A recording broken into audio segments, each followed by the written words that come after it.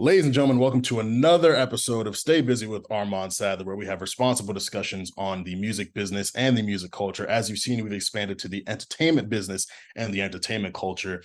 I am your host, Armon Sadler, vegan chorizo papi, founder of B&B, and I have a very, very special bonus episode for you all. We got another WWE wrestler, but this is a first for us within the WWE, as we have a WWE Hall of Famer. Now, this woman, it's a woman too, first woman from WWE. She's a 7-time women's champion, hardcore champion, 2013 WWE Hall of Fame inductee. She was ranked #1 on the top 50 greatest WWE female superstars of all time list, and she is a Guinness World Record holder for most WWE Women's Championships with 7 reigns. None other than the pop culture icon Trish Stratus. Now, we talked to Trish Stratus about returning to the WWE in February, some of her first, competing in her first ladder match, competing in a steel cage match, how proud she is of the women's evolution, and looking back in hindsight, seeing that her, Lita, Molly Holly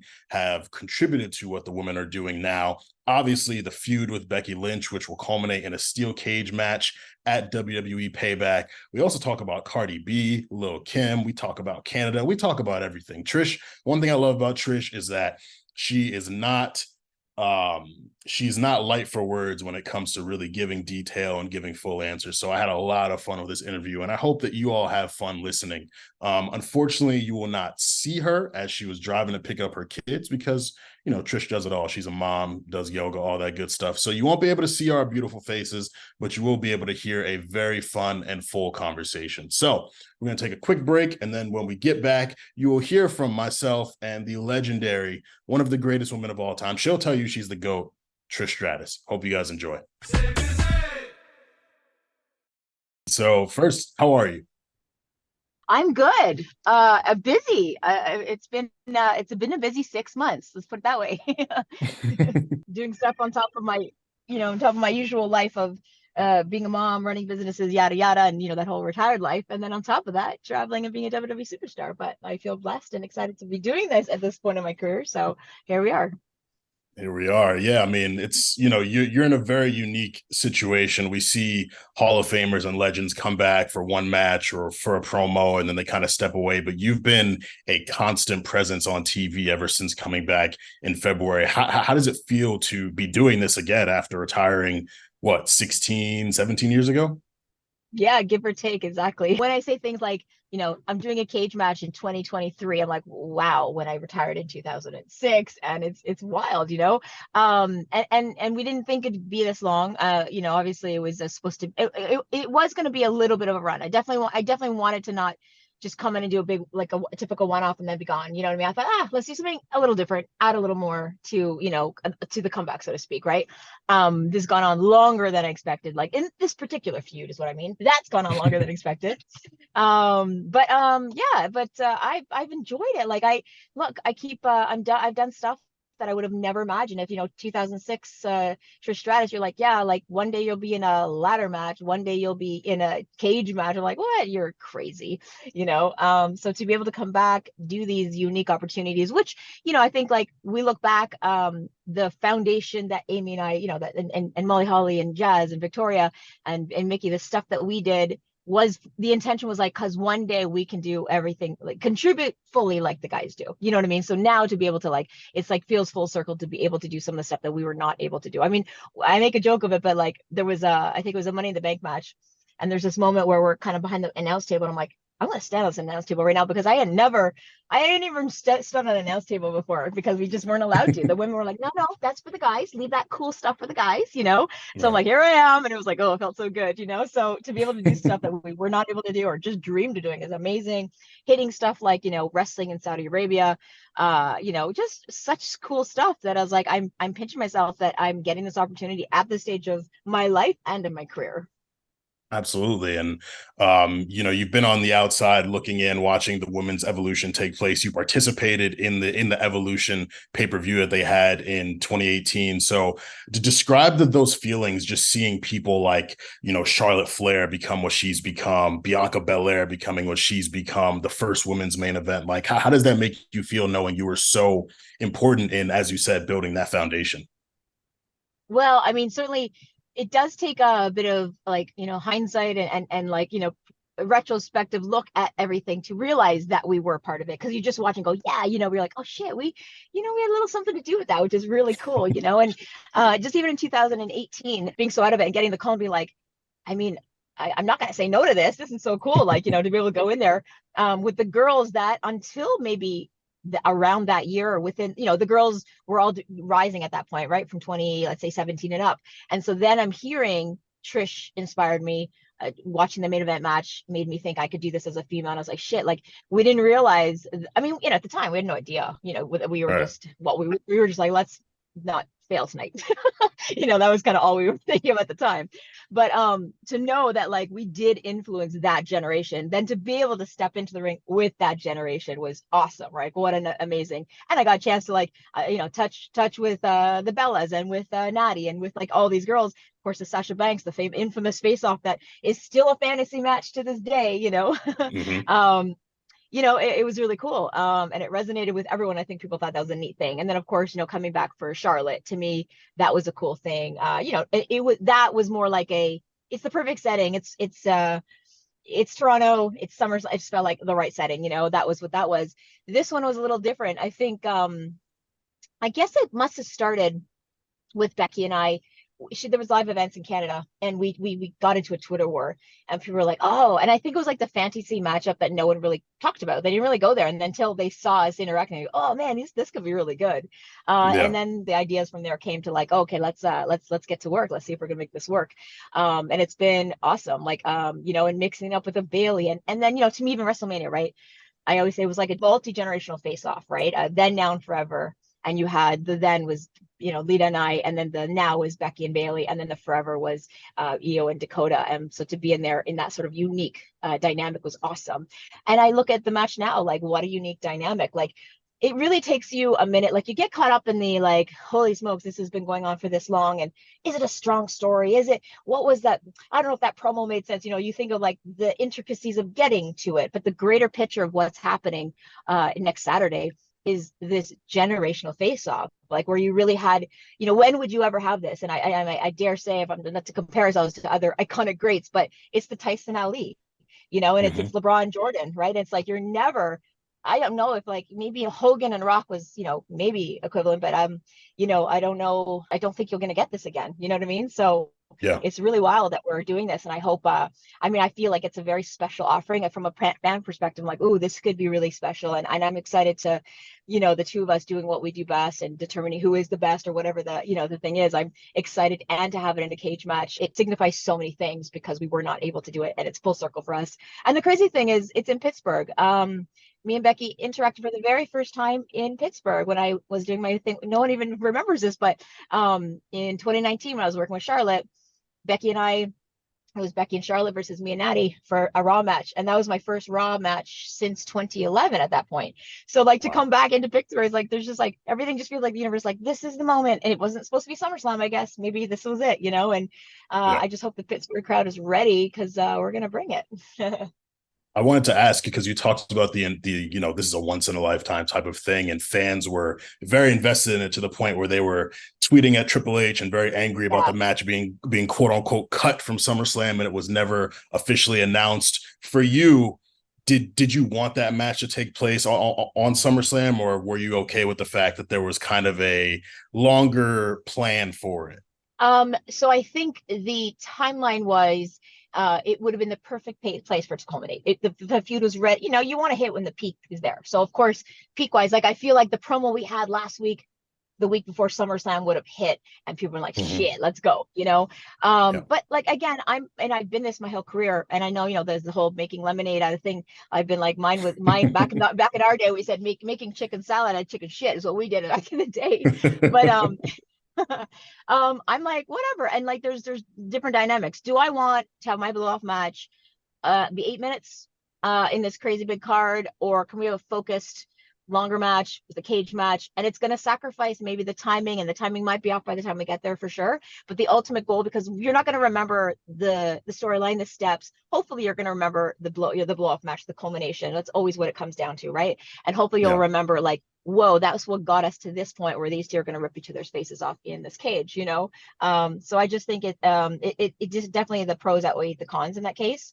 And I guess if you go back to my old school way of doing things, I will make the best of whatever I'm given. So like, you know, like back in the day when we were starting to wrestle, and then all of a sudden I was like, Fit, what are we doing tonight? And he's like, well, we have a gravy bowl match. And I was like, oh, that sucks. Wow, I thought we were getting away from this. And they're like, well, it's Thanksgiving and Americans love Thanksgiving. And so I was like, well, if I'm doing a gravy bowl match, we're gonna start off with you throwing me off the ramp, and we'll get some holy shit chants, and we'll go into it that way. So, you know, I was always about like, well, let's make the best of what we got. So in this case, same thing. All right, that's the timeline. Does it work better in some cases? Is it kind of against us in some cases? Sure. But at the end of the day, I don't care where it was gonna be. I mean, it could have been a Raw blow off match too. We're gonna deliver this memorable, iconic moment that hopefully people remember as like, okay, that was worth the wait or the hiccups or the whatever to get to this point. That's the right idea. So this feud in particular with Becky has been very, very intense, very, very spicy. And she spoke recently on the bump saying that she called you insecure. She said you're scared of time passing you by. She said that you don't want to be forgotten. What is your response to that? Well, I said it to her on Monday night. I said, you know, she talked about survival and legacy, and I'm like, well, it's 23 years later, bitch, and I'm still standing here face to face with one of the best in the business. So talk about survival, and you know, so did I come back to remind people? Maybe, you know what I mean? Like, and have I, as much as I know, like, have I gone and done my best? Have I put my body on the line? Have I invested my body, my time, my everything fully into this feud, into what my performance is and delivering every second? I remember when I retired, that was one of my lines. I said, they're like immediately after retirement, one of my first match interviews was like, well, are you going to come back? I'm like, whoa, dude, I haven't been retired for like a minute yet. But I did say, listen, I said, at the end of the day, if I can still do what I could do back in the day, like as long as I can deliver 100%, like I'm going to do it. So I feel like, you know, we've been doing it, we've been delivering. And so you know, I'm not insecure. I think it's a lot of it is about coming back and doing something special, Right. and having, you know, like finding that unique opportunity where there's like, this is a once in a lifetime thing that can happen right now. Let's do it. Let's bring that to the fans. Let's bring that interesting dynamic that is, you know, very hard to get to, because I don't think you'll ever see that, especially from the females. We're gonna have like, you know, something, the best of one generation, the best of another at that level facing off, you know? So, yeah, so it's, I'm glad I came back, been enjoying that journey, and happy to conclude, because I didn't plan on sipping lemonade for 6 months either, my friend. I got things to do, you know what I'm saying? You mentioned interesting dynamics. Another interesting dynamic of this feud has been the addition of Zoey Stark. What's it been like working alongside Zoey, who was doing really great for herself in NXT? A lot of excitement for her when she came to the main roster, and then she gets immediately put next to a Hall of Famer. Yeah, that's one of the best things about this run. Because at the end of the day, too, something I said is I want to be able to deliver 100%. I also want to be able to not be here just selfishly, like for me. I want to be here because I want to do this again. You know, it was always about a passing of a torch moment, like with Charlotte and I. That was like I remember, here's the torch. You know, there was like a passing of a torch moment. And so now to be aligned with Zoey, to me, it makes the work here that's been over the last little while more valuable. Like the work we do, like we're constantly in touch, and I love that I mean, she was great in NXT for the top of her NXT, but she knows this is a whole different level, and she'll pick Yeah. my brain, and she'll check on this, and she'll ask about this little things like, is this shirt okay? Like, you know what I mean? Like little things that really make a difference at the end of the day. They really do. They all contribute. All the little pieces add up to like the overall picture. So she's been amazing. I love being able to mentor her and be there, and then I love to like, when I leave, she's got what I can give her what I've got, and then she can do what she will with it. But yeah, I'm so pleased with it, and I think it added an extra, you know, dynamic to the story, which was great, and she's been great to work with. Yeah, so I'm excited. You know, to me, she's the future. So if I can have a little, you know, a touch in yet another generation, shit, that's amazing. Absolutely. And pardon me for being rude. I should have started the interview this way. Thank you, Trish. And if I may not have accepted until I heard that first. Actually, you caught me off guard. or if I can say it in French, merci beaucoup, Trish. Ah, de rien. That means you're welcome. But Oh, I know. I'm pretty familiar with the French language. are you okay? Love that. Yeah. So you've been calling yourself the GOAT throughout this feud. And in 2021, WWE listed you as the number one on the top 50 greatest WWE female superstars list. Now, if you look Yeah. at the current crop of talent, who do you believe has true GOAT potential? The current, well, I mean, Zoey Stark for sure, number one. Hmm. Um, well, I mean, I think when Dakota Kai comes back, we're gonna finally get to see what Triple H brought Dakota Kai back for, because we know she's gonna be a great contributor. But it's just like you're seeing the next generation, right? Like I said, to be in WrestleMania and watch Dakota work and watch Io Sky work, like she's champ right now. Shit, that's amazing. Who would have thunk that at this point, even when at WrestleMania, did we know 6 months later she'd be champ? Probably not, right? Right. So to be there and witness it and watch it and then have a little part of it, and it's been great. I mean, I love, like, it's wild to me that I'm able to, like, I'm working with such there's different generations, right? There's the Becky horsewoman generation, then there's the NXT generation, I guess you can call it, right? Yeah. So it's been wild and I love it. And yeah, I mean, I don't think anyone will ever take the number one spot from me. So but 2, 3, and 4, 5, and the rest of the numbers are available. So, but yeah, no, I definitely see it's sort of like transitioning and turning over to some of the NXT, like, to that generation, because these girls are really like showing up, especially like you've seen Zoe Stark in the ring. It's like boom, it's just a matter of like getting her to performance wise. It's a little different than performing NXT level to Raw level, but if you notice a difference from like her first promo to second promo, that just took a little bit of like, because I had people in my head, I had people literally going through it with me. And getting me to where I need to be, or like, just hey, say it like this, and just little things that you don't think about or you don't need to know back in the next NXT. And so yeah, so it's been fun to like kind of bring that in, and yeah, she'll probably end up in that list, but I'm not giving up number one though. I wouldn't either, so I feel you. I want to talk about Canada for a little bit. You're a proud Canadian. You talked about it at the beginning of our conversation. If you had to make a list of the top 5 greatest Canadian wrestlers of all time, who would be on that list? Ooh, wow, okay. I mean, we're gonna go with Bret Hart for sure. We'll start Mhm. there. Owen, Jericho, I don't know, I'm gonna name every Canadian right now. Adam, of course. Kevin Owens, Sami Zayn. I mean, honestly, every one of them, it's just God, there's something in the water, right? Like Natty, you know what I mean? Like she goes in the ring and people, like, I think people underestimate how damn good she is. She's so solid She's and amazing. she's been delivering consistently for so many years. I mean, believe me, we've talked about it too. We're like, oh, let's figure out who the GOAT of Canada is. That's a neat little side Mhm. angle there, maybe, right? Yeah. It's just honestly, everyone is so great. And I think it'd be hard to really rank them in order. So like in no particular order, all those guys, like I mean, and you see the star power. I mean, being in Canada is super cool. It's such a unique thing. You can see Sami Zayn and Kevin Owens delivering like they did in last week was just wild to watch them, and the Yeah. crowd just, it's so cool. I mean, even me, like I had to turn that crowd. Like I was like, they were, I mean, I did pull them in a little, but I was doing that all weekend, at the live events. I got a chance to work the live events. And I was like, yeah, we don't want to boo me, do we? So I'm gonna make you boo me. Let's work Who on could this, boo Trish Stratus? Like who could boo you? Well, I got Quebec City too, didn't I? Yeah, you did. You did. So yeah, everyone's turnable. Absolutely. Just goes to show how great of a character you are. Ah, thank you. Merci beaucoup. De rien. Sticking with Canada, last Friday for Edge's 25th anniversary episode, Beth Phoenix spoke about how she couldn't wait to take her kids to go get some ketchup chips. Now, what is your go-to snack in Toronto or just Canada at large? So I would say ketchup chips is for sure one of them. And I'm Mhm. pretty sure all dressed is not a US, right? You guys don't have all dressed chips? I I don't think so. Yeah, all dressed chips are, I love chips. So all dressed chips are great. But also there's a different quality of chocolate up here, I feel like, like Mm. everything's a little different. But there's I just had a discussion with my kids today about Smarties. And you guys have those, do you know the difference? The Canadian Smarties are like chocolate, candy covered chocolates, little, I yeah, do not. I do it's a not. whole But thing. but I'm actually coming up to Toronto for Drake's concert in October, so I'll have to try them out. Ah, my boy Drake. Excellent. Well, yeah, you'll have to come and get some Smarties, some all dressed chips.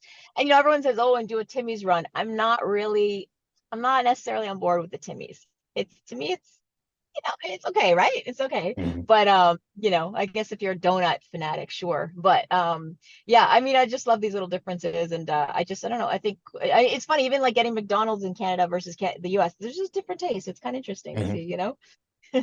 Yeah, that was definitely one of the wildest parts. When I traveled to Europe, I tried McDonald's out there, and I was like, "This is so much better! Oh my god!" Like, Oh, this is real beef. Fantastic. Like, I know something yeah. different, right? There's everything about Europe is different. It's great. Yeah.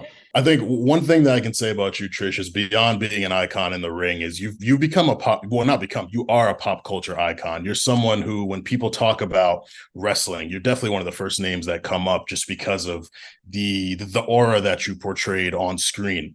And with being transcendent comes a relationship with hip hop. We know Little Kim did your theme song, which is still a banger to this day. But we also saw you and Cardi B fangirl over one another over Twitter. Now, people have wanted Cardi B to come to the WWE for years. If you two were to ever team together, what would your tag team finisher be? Oh my God. Let's see. I guess it would be B stratified, right? That was what we Ooh, call it. I like that. How we would do it and what we would do, I'm not sure. I'm picturing something. Maybe I would go to like Rikishi's playbook. You know what I'm saying when I say that? Oh, To steal a little something using the assets, so to speak. uh-huh. You know, but yeah, I think B with a B, obviously stratified. I think that would be super cool. We talked about that. I made a joke saying like as a heel, like I talk about how Lil Kim's gonna, my song will be presented live, but then I bring out Cardi B to present it to play it, Ooh. right? And then I start like, because I'm a heel, right? So now like, then I start some heat on in that whole the hip hop world. But anyway, but I Cardi love B is that. cool. I mean, it's cool to see like how much she knows it. Like she's like for real fan, and it's really cool. Yeah, I think if you two were to ever get in the ring together, whether it's a segment or a match, it would just blow the roof off of the arena. We need to remix my song with Cardi B, come on and remix my song and be like, whoa, that's heel Trish now. How cool would that be? That would be fire. That would be so Cardi, fire. call me, call me. Yeah. I want to ask just about, and we've kind of touched on this a little bit with people who have go potential, but do you have any other superstars, current women superstars that you would love to get into the ring with? Oh gosh, so many. That was part of the appeal of this coming back, was like, who knows who I can interact with. And I don't know, back in the day, I feel like there was a lot more, I don't know, I feel like nowadays they really kind of, your feud is with these people, that's who you interact with, right? Whereas back in the day, I Yeah, feel like we diversified a lot. We did like a lot of, and that was interesting, right? When you saw like Kane and I cross paths, or you saw like for no random reason I'm tagging with like Dudley, whatever. Like I just feel like there was more of a so I thought perhaps I'd have the chance to interact with a lot more different super sides. Mind you, again, I did not think this storyline would be 6 months in itself, right? Which right. it's funny, like I just on a side note, speaking of a 6 month old or long storyline, it's funny that you're like, oh, 6 months, right? But I'm like, really? When we leave this, you'll remember like Mickey James and I had 6 months of story, and maybe it had a little bit more ebbs and flow and dips and story arcs and things like that, which would make it. But it's cool to have I mean, I know another superstar currently female superstar, who she said, I'm so jealous that you have an actual story, because sometimes there's just no story. You know what I mean? So, Right. anyway, I went off track. What was I saying again? So my point is, I think by now, I would have loved to have there's so many people. Bailey, I loved working with Bailey. I thought we had like a really fun and interesting thing, especially, and so we had a chance to only be baby and a heel to each other. So two heels together would be interesting. Would Trish Stratus crossing paths with Charlotte once again, like considering where I'm at now in my character wise, would be very interesting to me, like who's the queen, you know what I mean? Hmm. So there's a lot. Bianca's, oof, I don't know if I could touch her. She is great, but she's she might kill me. But she's fantastic. She's always amazing to watch. But yeah, I mean, and like even when Dakota and I, even the little interaction we had at WrestleMania, I was like, oh, I like it. Sometimes you just work with Hmm. someone, you just like it. You like the way it feels. You feel an instant like match, little je ne sais quoi, between you two, Hmm. and I definitely felt that with Dakota. So yeah, I mean, who knows? Yeah, and who knows what's next? Perhaps we'll see some of these things, or maybe we won't. Who knows? Who knows? Well, as a selfish fan, I would love to see you stick around, but I know, much like you're doing right now, you've got to be a mom, you got to do a bunch of things, yoga, all that good stuff. So, again, I do want to say thank you, Trish, for coming back and giving us this great entertainment, and also thank you for this interview. It's been amazing to speak with you as a lifelong wrestling fan. Oh, I love that. Thank you. And I really wanted to give you more time, so I'm glad we could work it out. I think it's neat to, one more thing to mention, it's cool to hear like the fact that like, and this is maybe just something going into the pay-per-view, the unique thing, of course, of this matchup. But I mean, what was neat was doing an autograph signing in the midst of this and signing the dad's thing, right? And the kid's there. And he's like, it's wild. I grew up watching you. And now my son's growing up watching you. And I think that's so cool. And like, holy shit, like who would have thunk in 2023, you can go, I've read that in tweets, like, man, I can't believe I'm going to see Trish Stratus live. And sometimes I'm like, I can't believe I'm performing live actually too. It's wild. So it's cool that you've been along for my whole journey. And then now at this point, we're talking about it as well. So, but let me ask you one more question. I'm going to turn it back to you before I leave. Sure. Who would you like to see Trish Stratus interact with? Oof. I mean, she's not wrestling right now due to injury, but seeing how that tag team title match finished and Liv getting that roll up on you, I do think there's something there with you and Liv. I think that would be fire. Yeah, I didn't even go there because what happens, out of sight, out of mind, right? Like yeah, she's fantastic. She's actually really great.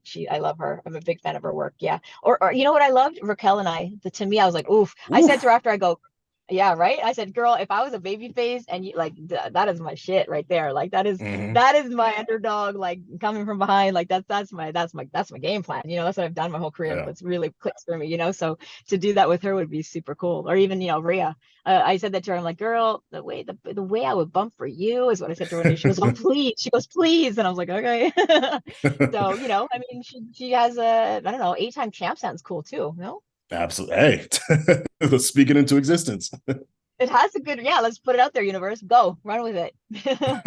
Absolutely. Well, thank you again so much for your time, Trish. It's just amazing speaking with you. And I'm really looking forward to the Payback match.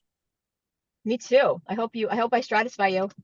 Oh, you did. And you have. Thank you. Already done? I already stratified you before the match. I hope you be stratified. There, another thing we're putting out. There you go. That's what you can. That's your headline. It'd be like Trish Stratus wants you to be stratified. We'll just put it out there, and then Cardi B will hook up from that, and we'll see how that goes. Right?